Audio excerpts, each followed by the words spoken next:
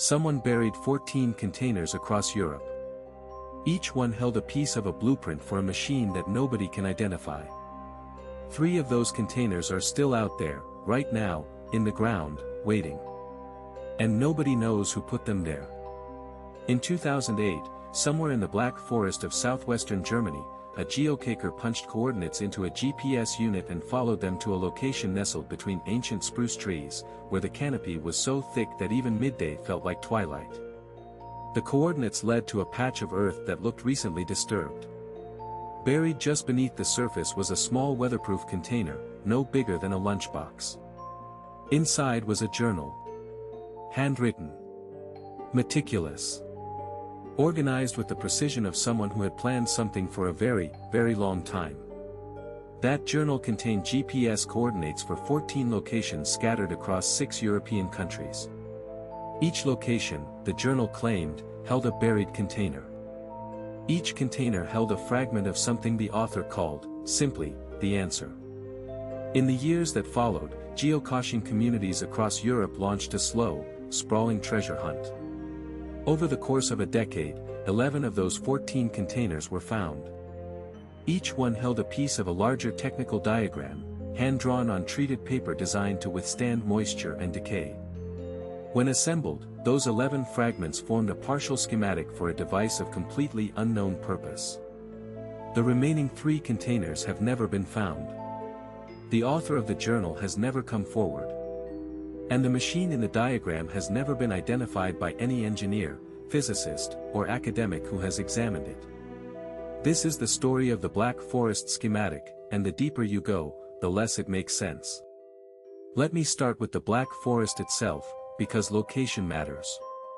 It always matters.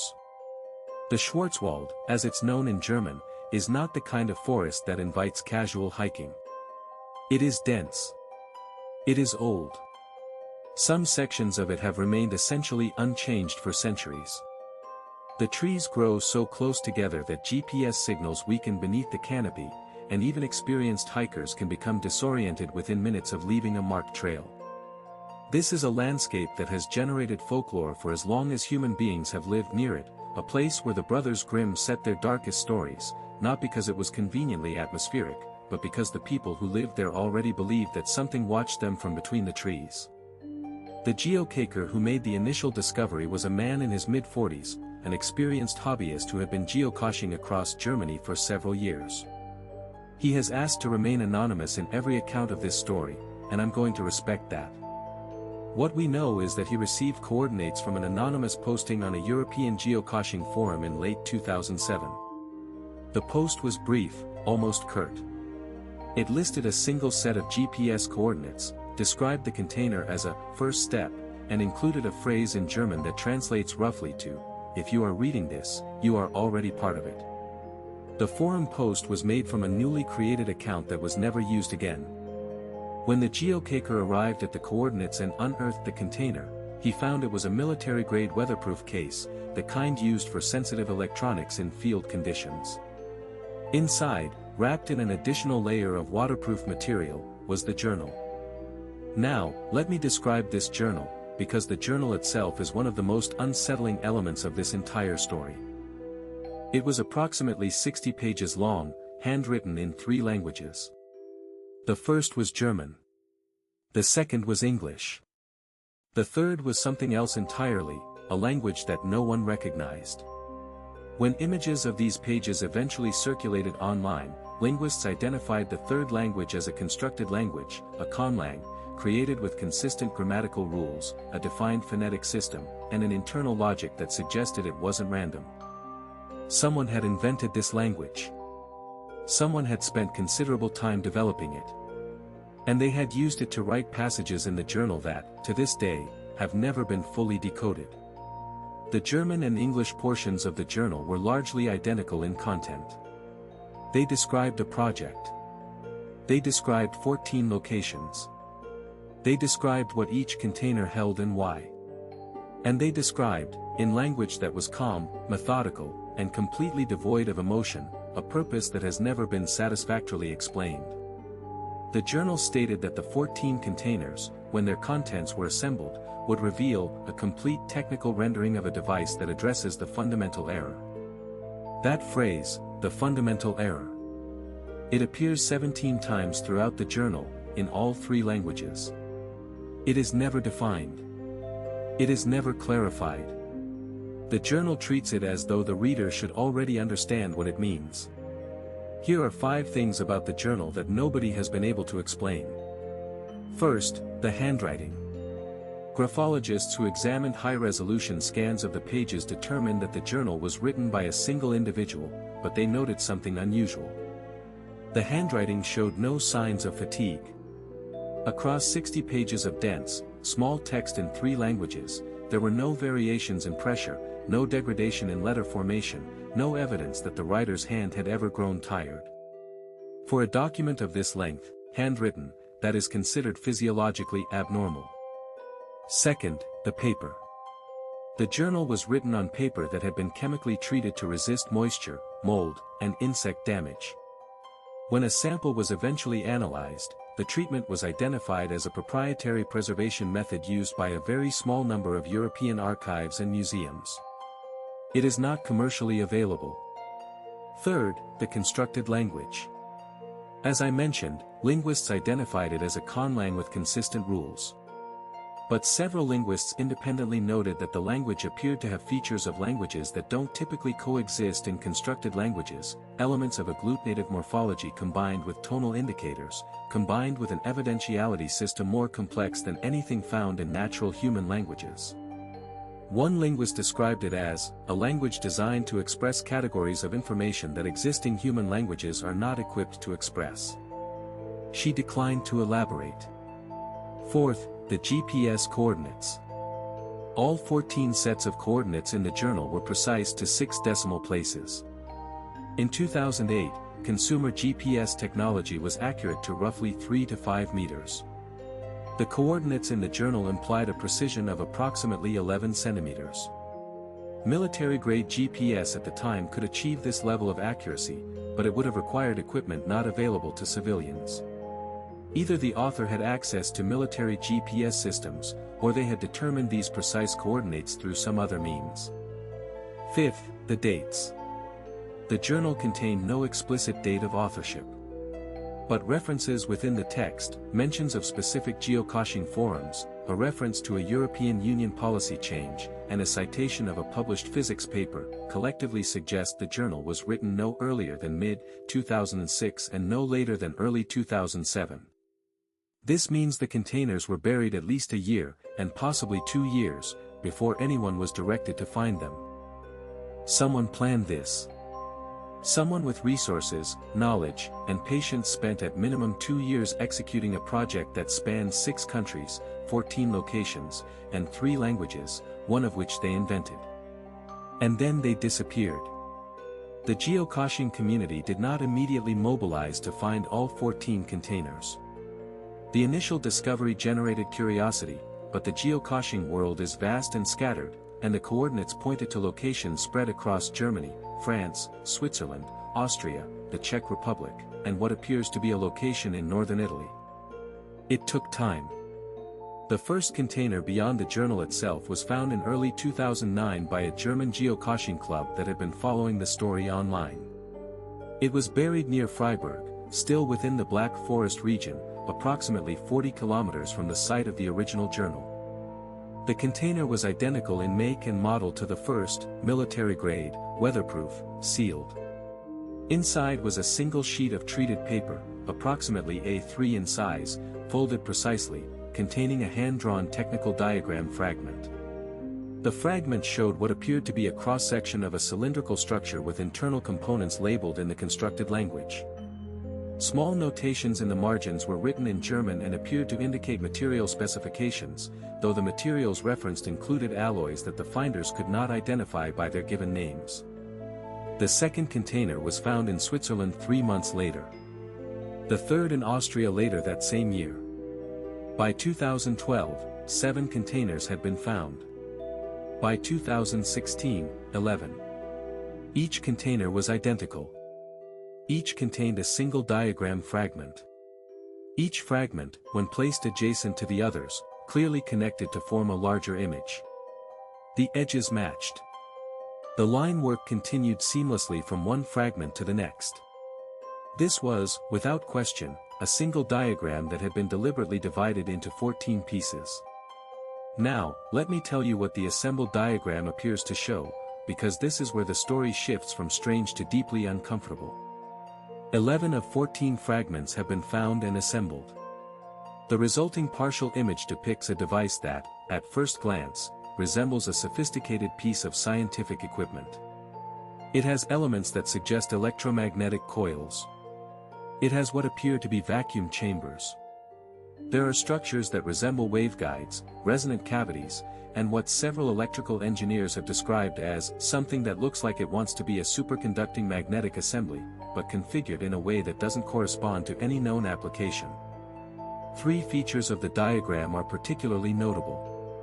The first is a central element that appears in multiple fragments, a structure at the heart of the device that has been described by different analysts as a nested series of rotating rings, a toroidal containment system, or, most disturbingly, something that resembles a gyroscope designed to operate at speeds that would destroy any known material.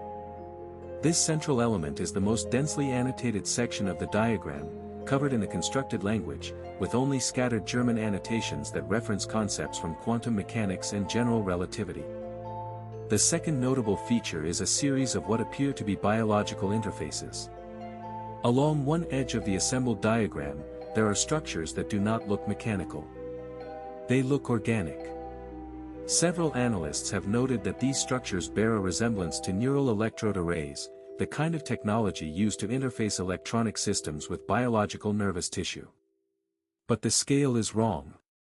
These structures are depicted as being far larger than any neural interface currently in existence, large enough to suggest they are designed to interface with something significantly more complex than a single nerve or even a nerve bundle. The third notable feature is what's missing. With 3 fragments still unfound, there are gaps in the diagram. But the gaps are not random. Based on the layout of the 11 assembled pieces, the 3 missing fragments appear to correspond to the power source, the output mechanism, and what analysts believe would be a legend or key explaining the labels written in the constructed language. In other words, whoever designed this distribution system ensured that even if most of the containers were found, the diagram would remain fundamentally incomplete. You would have the body of the machine, but you would not know what powers it, what it produces, or what the annotations mean. This feels deliberate. This feels like a fail-safe. The geocaching communities that participated in the search have been remarkably thorough in documenting their finds. Photographs, GPS logs, soil analyses of the burial sites, everything has been catalogued with the meticulous attention to detail that serious geocachers bring to their hobby. And within that documentation, patterns have emerged that make the mystery deeper. Every burial site shares specific characteristics. Each container was buried at a depth of exactly 30 centimeters. Each was oriented with its long axis pointing magnetic north. Each was placed in soil that had been amended with a layer of gravel to aid drainage, suggesting the person who buried them understood how to protect buried objects from groundwater. Each site was accessible on foot but not visible from any road or established trail. And each site, without exception, was located within 500 meters of a source of running water, a stream, a river, a spring. This last detail has generated significant speculation. Some have suggested it's practical, perhaps the sound of water was used as an auditory landmark to help locate the sites. Others have proposed that it's symbolic, water appearing in many cultural traditions as a boundary between worlds, between the known and the unknown, between the living and the dead. The journal itself makes no mention of water. But the consistency is impossible to ignore. There's another pattern, one that was noticed by a Czech mathematician who became involved in the search in 2014. When you plot all 14 GPS coordinates on a map, the 11 that have been found and the 3 that are predicted based on the journal's coordinates, they do not form a random scatter. They form a shape. Specifically, they approximate a pattern that the mathematician identified as corresponding to the arrangement of nodes in a specific type of three-dimensional geometric structure projected onto a two-dimensional surface. The structure is called a hyperbolic dodecahedron. For those unfamiliar with the term, a regular dodecahedron is a 12-faced polyhedron, each face a regular pentagon. A hyperbolic dodecahedron is its analog in hyperbolic space, a form of non-Euclidean geometry where parallel lines diverge and the internal angles of triangles sum to less than 180 degrees. It is a mathematical object that cannot exist in the physical space we inhabit. It can be described, calculated, projected, but it cannot be built. The 14 points, plotted across 6 countries, approximate the projected vertices of this impossible shape. That could be coincidence. 14 points on a map can form many patterns if you look hard enough. The human brain is designed to find patterns, even where none exist. But the mathematician who identified it calculated the probability of 14 points, distributed across this specific area of Europe, aligning this closely with the projected vertices of a hyperbolic dodecahedron by chance. His estimate was less than 1 in 400,000. So either someone calculated this deliberately, or we are seeing a pattern that isn't there. And if someone calculated it deliberately, they possessed mathematical sophistication well beyond what is required for a simple geocaching puzzle. Let me talk about the 3 unfound containers, because their absence is perhaps more compelling than the 11 that have been found. Container number 4, based on the journal's coordinates, should be located in a mountainous region of the French Jura, near the Swiss border. Multiple search teams have visited the coordinates. The GPS location corresponds to a steep, heavily wooded hillside with limited access.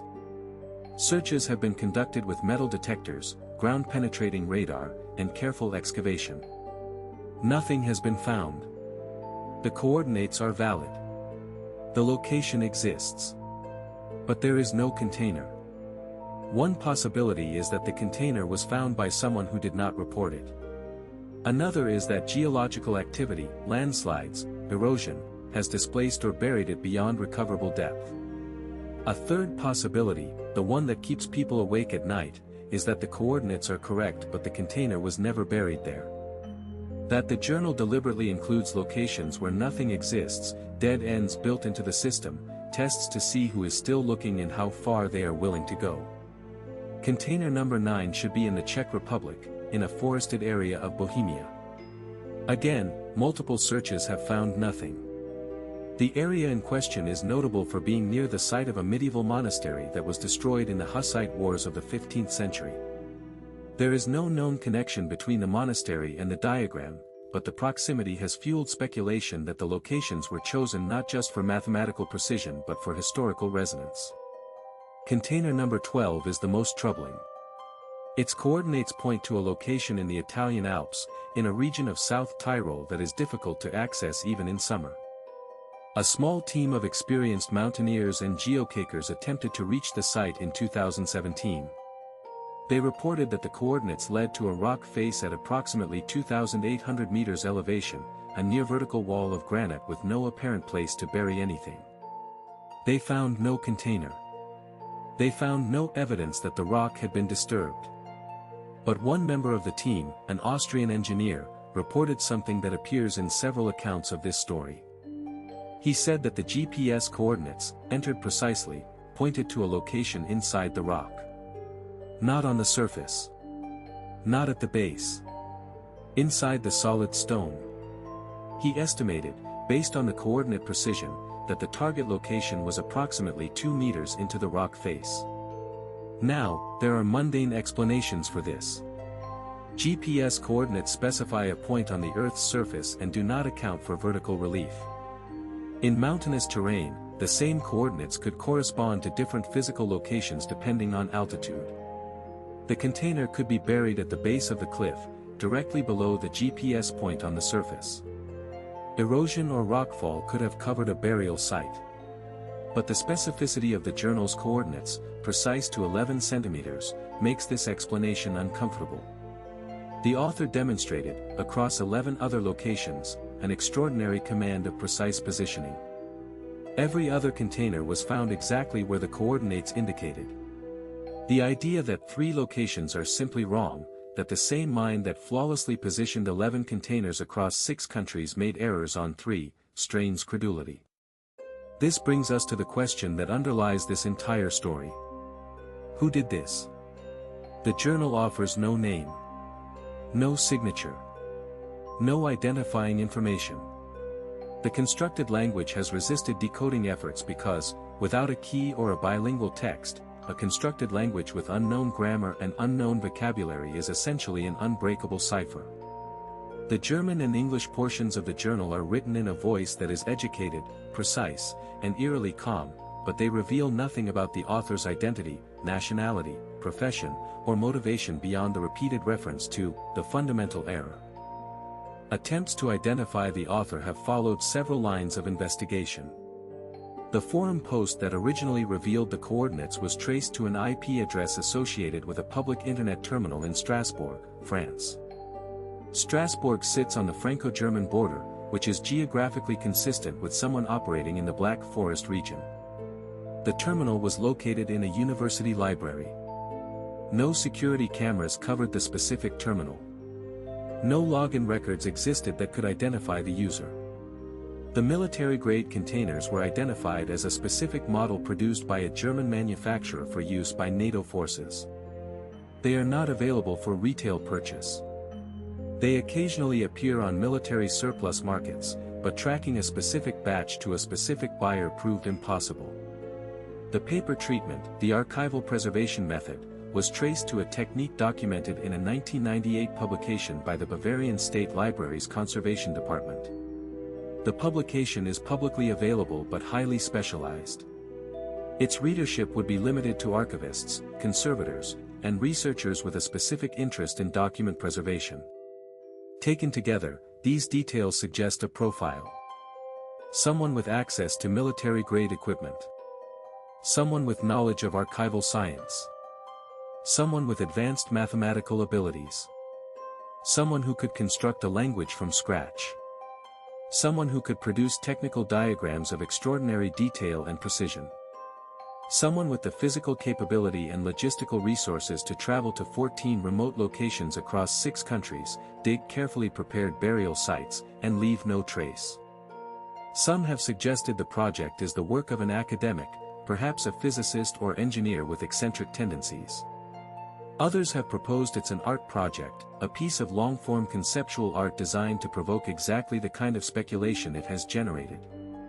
A few have suggested government involvement, a training exercise, a dead drop system repurposed as a puzzle, something that fell between the cracks of some intelligence apparatus. But none of these explanations account for all the details. An academic eccentric might create the diagram and the language, but would they have access to military containers? An artist might design the experience, but would they embed genuine mathematical and scientific content at this level of sophistication? A government operation might explain the resources, but would it include a constructed language and a diagram that no analyst can identify? And then there is the theory that no one likes to talk about but everyone thinks about. The theory that the diagram is real. That it depicts an actual device. That someone built it, or planned to build it, or wanted someone else to build it, and distributed the plans in this way for reasons we cannot understand. If that is the case, then the 3 missing pieces are not just absent. They are essential. And whoever buried them knows exactly where they are. Let me return to the diagram itself, because there is one more detail about the assembled fragments that I have not yet mentioned, and it is the detail that I find most difficult to explain. In 2019, a retired professor of electrical engineering at the Technical University of Munich was shown high-resolution images of the assembled 11 fragments. He spent several weeks studying them. He published his analysis on a small personal blog, which has since been archived but is no longer actively maintained. His conclusion was that the diagram depicts a device that is, in his words, theoretically coherent but practically impossible. He wrote that the electromagnetic configurations shown in the diagram are consistent with known physics. The mathematical relationships between components, where he could interpret them, obey Maxwell's equations. The vacuum chamber specifications correspond to achievable conditions. The material specifications, where they are in German rather than the constructed language, reference real alloys, real composites, real substances. But the device as a whole, he wrote, would require a power source of a type that does not currently exist. It would require manufacturing tolerances that are beyond current capabilities. And its apparent function, based on what he could deduce from the incomplete diagram, appeared to involve the generation of what he cautiously described as a localized distortion in spacetime geometry. He was careful to note that this interpretation was speculative. He was careful to note that 3 fragments were missing and that the constructed language annotations might completely change the interpretation. He was careful to note that he might be wrong. But he also wrote that in 42 years of engineering, he had never seen a technical diagram that was simultaneously this detailed, this internally consistent, and this completely unknown. He said it was not the work of a crank. Cranks make errors. Cranks violate basic physics. Cranks cannot maintain internal consistency across a diagram of this complexity. Whoever drew this, he wrote, understood what they were doing. He deleted his blog 6 months after posting the analysis. When contacted by researchers, he declined to comment further. He said he had received emails after the blog post. He did not describe their content. He said only that he wished he had never written about the diagram, and that he would appreciate being left alone. That response, that quiet withdrawal, that careful silence, appears throughout this story. The original geocacher has never spoken publicly. The mathematician who identified the hyperbolic dodecahedron has not published further analysis. The linguists who examined the constructed language have declined follow-up interviews. The Austrian engineer who noticed the coordinates pointing inside solid rock has removed his account from every geocaching forum. People find this story. They examine it.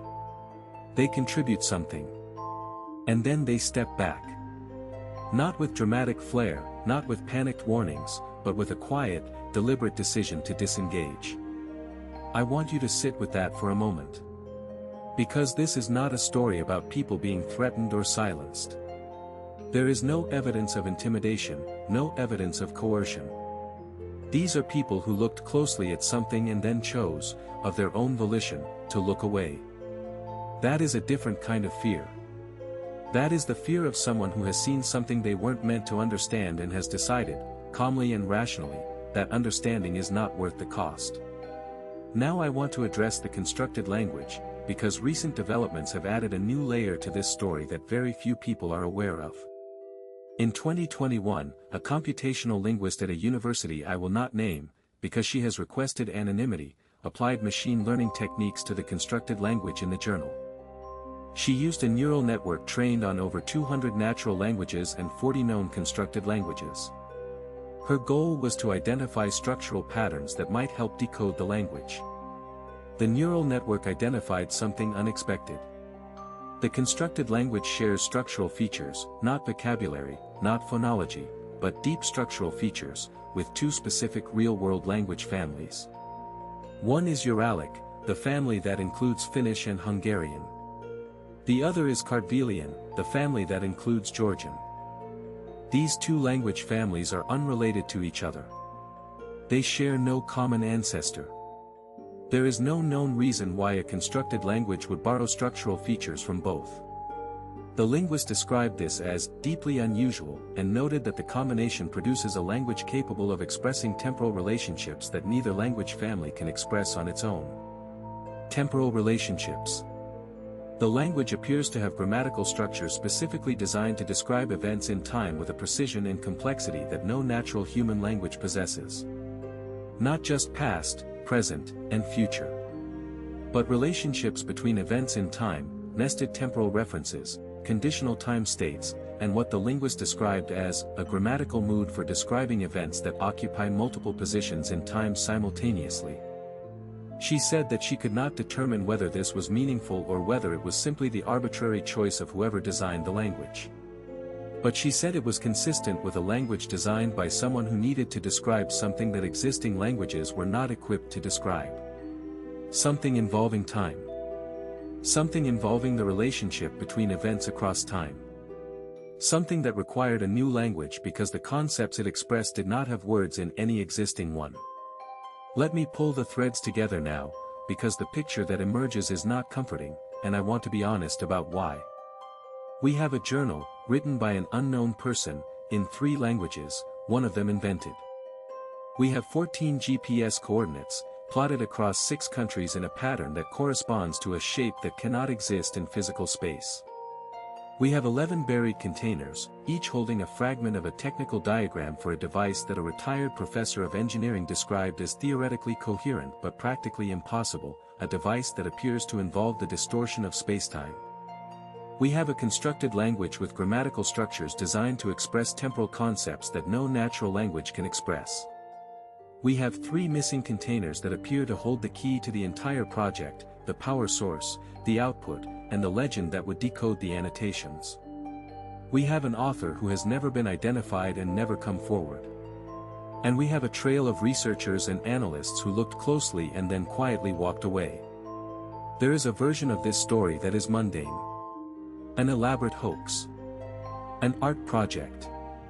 A lonely genius with too much time and too many resources creating a puzzle that was never meant to have a solution, a monument to its own inscrutability. That version might be true. It might even be the most likely explanation. But it doesn't account for everything. It doesn't explain the engineering professor's quiet horror. It doesn't explain the linguist's discovery. It doesn't explain the mathematical precision of the geographic layout. And it doesn't explain why, in over 15 years, no one has claimed credit. In the era of social media, in a world where every urban artist, every ARG designer, every conceptual provocateur is desperate for recognition, this project remains unclaimed. Whoever did this does not want to be known. And in my experience, there are only 2 reasons someone doesn't want credit for their work. Either the work is shameful, or the work is dangerous. The phrase appears 17 times in the journal. The fundamental error. Never defined. Never explained. Treated as something the reader should already understand. I've spent a long time thinking about what that phrase might mean. And I keep coming back to a concept from theoretical physics, something that has gained attention in recent years but that was already being discussed in academic circles in the early 2000s, right around the time this journal was likely written. The concept is called the simulation hypothesis, the idea that what we experience as physical reality is not fundamental but is instead a computational process, a simulation running on some substrate that we cannot access or perceive. It's an idea that has been discussed by philosophers for centuries and formalized by physicists and computer scientists in recent decades. It is not fringe. It is debated seriously in academic journals and at major conferences.